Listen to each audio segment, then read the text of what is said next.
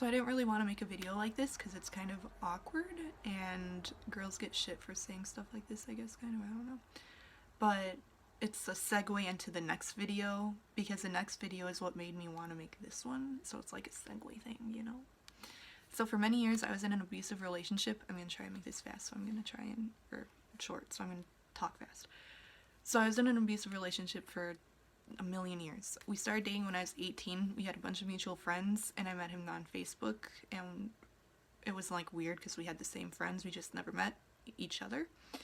And so things started getting serious between us, and we wound up dating.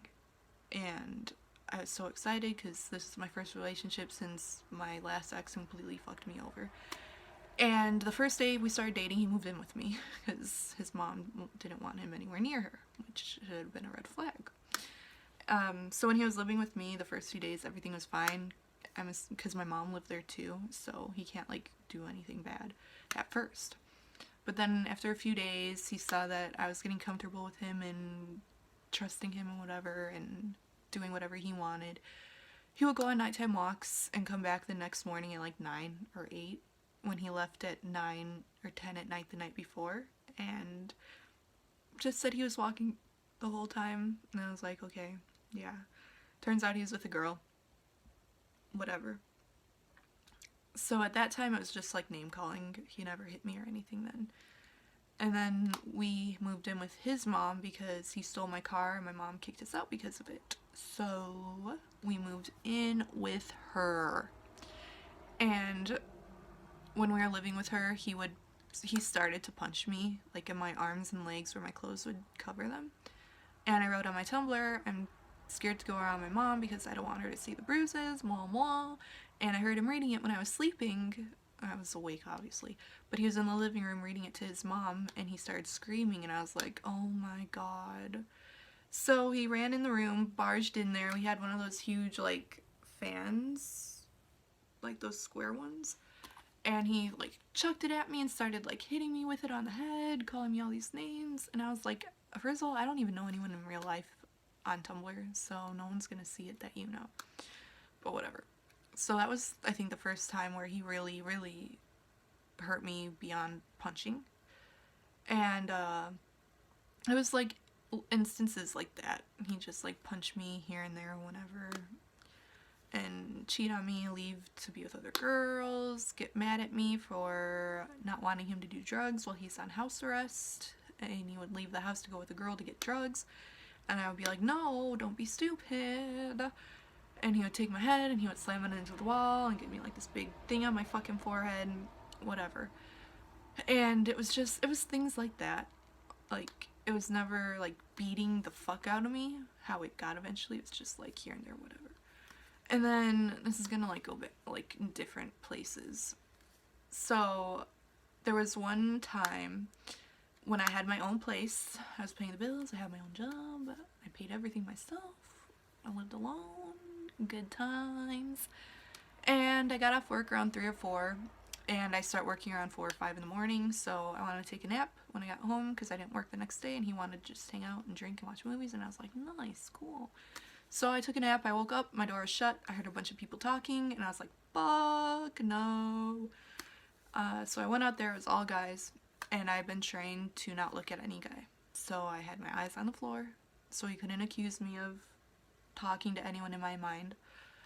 And there's one guy that was looking at me apparently, and he started screaming at him and all this shit, whatever. So he was trying to fight him.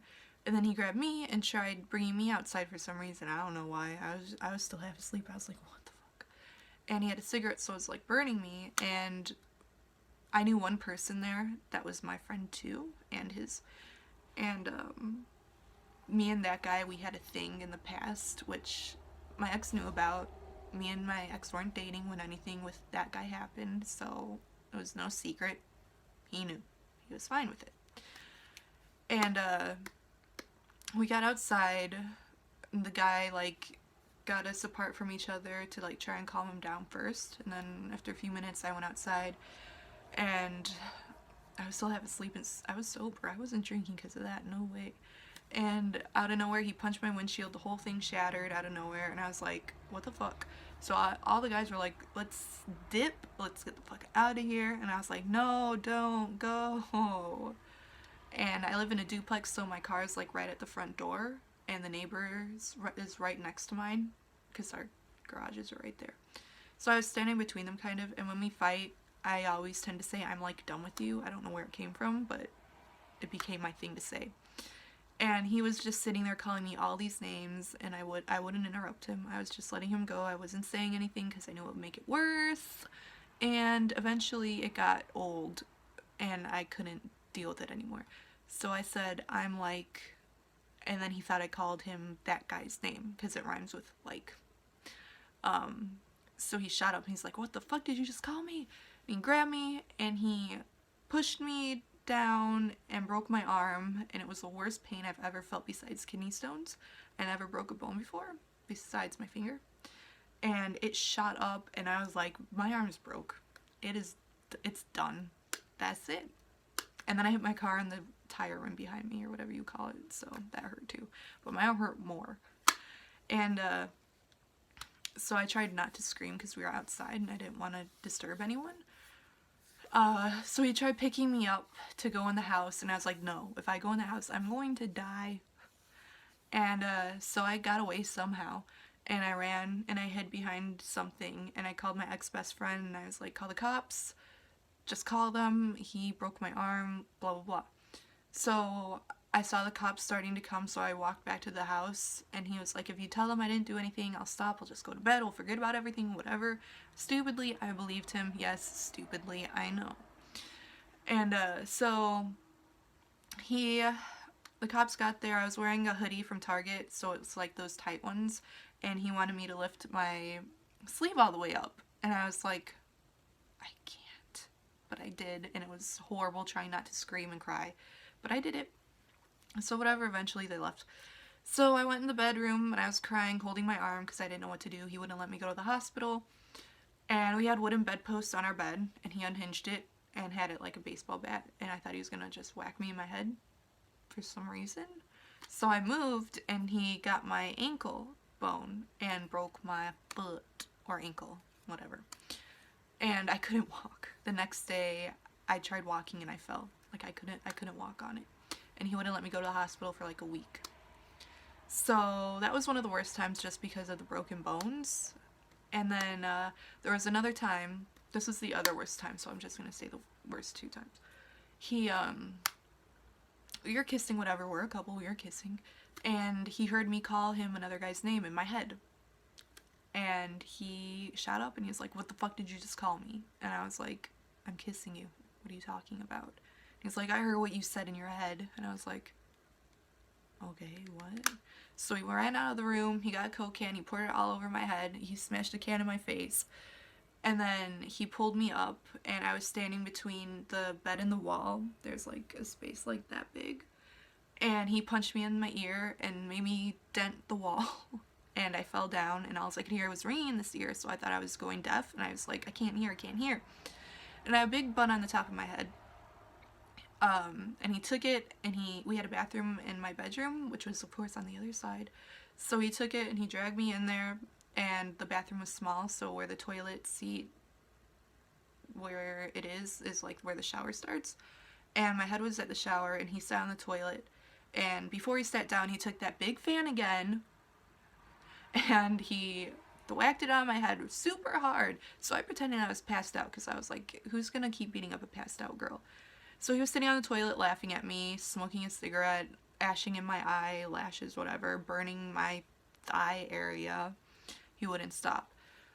And went on for a while, and then he was like, I know you're fucking faking, blah blah. So he took my bun again, went back out the room, and he sat me on the bed. And he said something I'm not going to say because I'm not going to say it. And then he just went to town, punching the fuck out of me. Like, from here to my calves, I was straight black and blue everywhere. Like, I have pictures. I don't think I'm going to add them in here. Maybe, I don't know. I don't know how to do that. But it was horrible. Like, it was bad. And that lasted for maybe an hour or two. He wouldn't stop.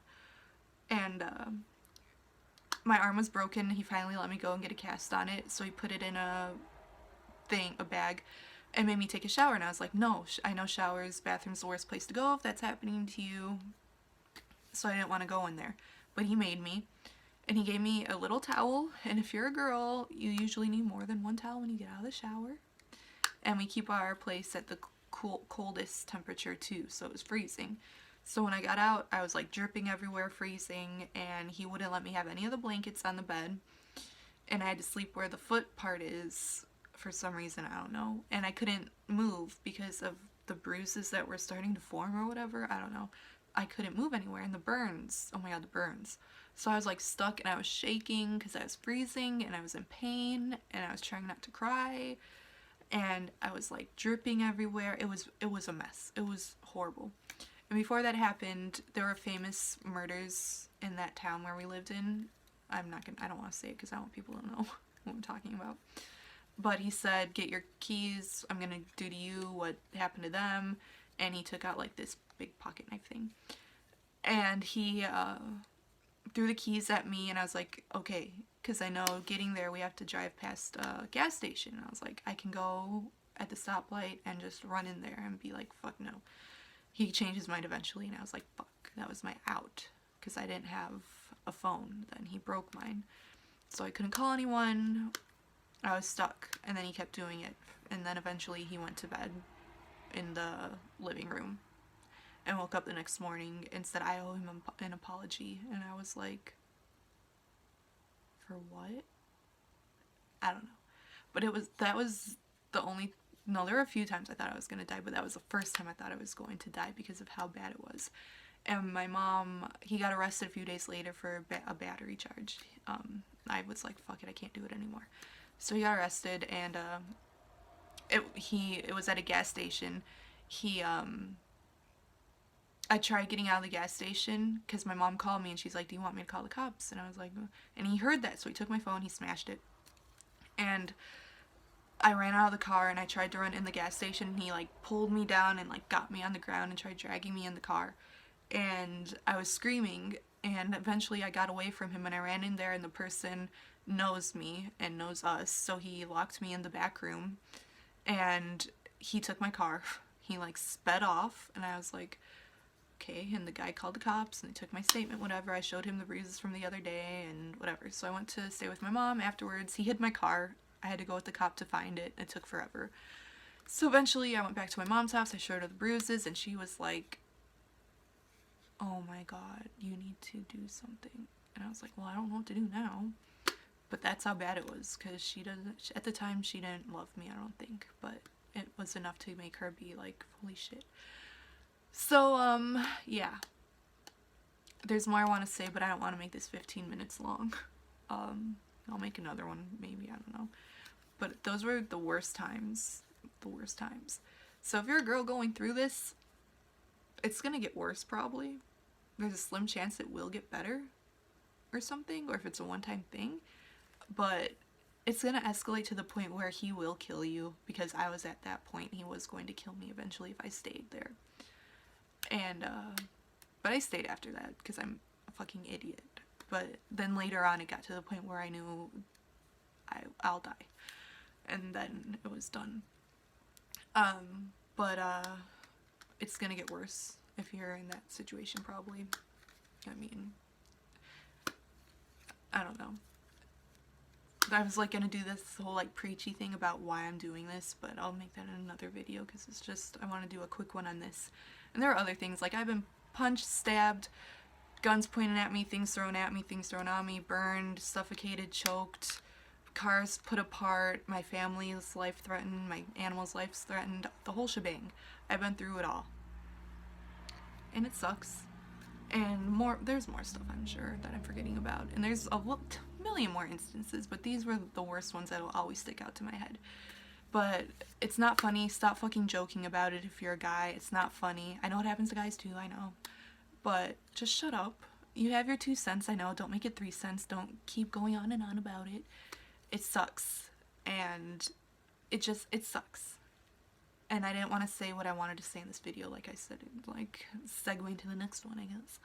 But yeah, just, if you're a guy, don't hurt a girl. Don't hurt someone you love. That's what it came down to. I was like, you love me. So if you love me, why do you want to hurt me like this? I don't get it. I don't get it. I never will. But yeah, this went on longer than I wanted because I ramble and stutter and stuff, so I'm sorry. But stay safe, and I love you if you're a nice person. Yeah, that's all I had to say, I guess. This was very hard for me, so let me live. Yeah, it sucked. It sucked. It still sucks. I'll never forget any of it. I came out a stronger person, I guess, which is one good thing, but now I have PTSD, so it balances each other out in some way, so it still sucked, if that makes sense. But yeah, just, if you love someone, don't hurt them. Don't hurt them. But yeah, have a good day, night, evening, morning, whatever it is. And I love you.